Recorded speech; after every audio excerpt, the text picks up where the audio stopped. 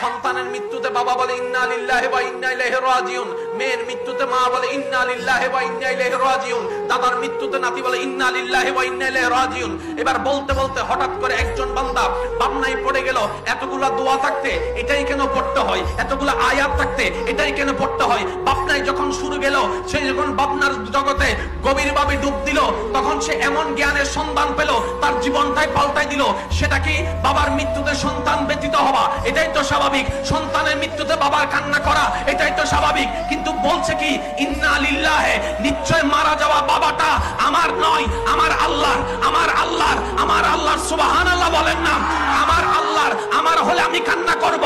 যার টাকা হারাই সে টেনশন করে, অন্যের টাকা হারালে তো আপনি টেনশন করার প্রশ্নই আসে না, কারণ টাকাটা তো আপনার নয়। এবার সন্তানের মৃত্যুতে বাবা বলে ইন্না লিল্লাহি, নিশ্চয় আমার সন্তানটা আমার হওয়ার আগে আমার আল্লাহর হয়েছে, ওয়া ইন্না ইলাইহি রাজিউন, যার সম্পদ তার দিকে ফেরত গিয়েছে।